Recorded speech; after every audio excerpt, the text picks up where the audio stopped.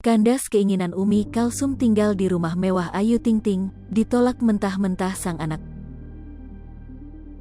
Permintaan Umi Kalsum ibunda Ayu Ting Ting untuk bisa tinggal di rumah mewah milik penyanyi dangdut itu kandas sudah. Ayu Ting Ting menolak keinginan sang ibunda untuk memiliki kamar yang luas di rumah baru miliknya. Ini terungkap saat mengobrol dengan Iis Dahlia. Belum digambar, belum apa tuh rumah, ibu pengin, nak, kamar ibu gede. Depannya ada ruang tamunya, tuturnya di kanal YouTube miliknya. Ayu Ting Ting bukan tanpa alasan menolak keinginan ibundanya itu. Ia beralasan, pertama ini adalah rumah Ayu bukan rumah kedua orang tuanya. Ibu mohon maaf, nih, ini rumah Ayu, mohon maaf nih, udah luas tanahnya enggak gede. Kalau 1000 mah nggak apa-apa, mau 200 meter juga gue bikinin, jelasnya.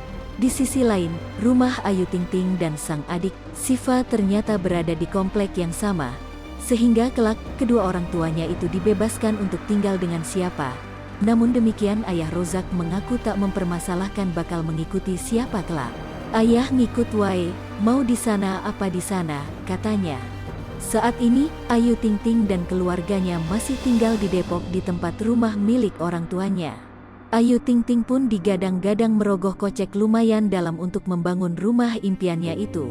Untuk mewujudkan rumah impiannya, Ayu Ting Ting menggandeng arsitek berpengalaman. Rumah impian Ayu Ting Ting yang bergaya modern minimalis itu, dari sisi perencanaan atau desain sudah final alias selesai. Meski beberapa kali dilakukan revisi desain, namun tampaknya desain rumah mewah impian Ayu Ting Ting inilah yang membuatnya jatuh hati.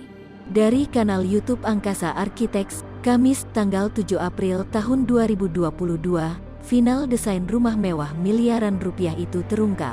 Ayu Ting Ting bakal membangun rumah 3 lantai, dengan ukuran rumah yang cukup luas dan lega.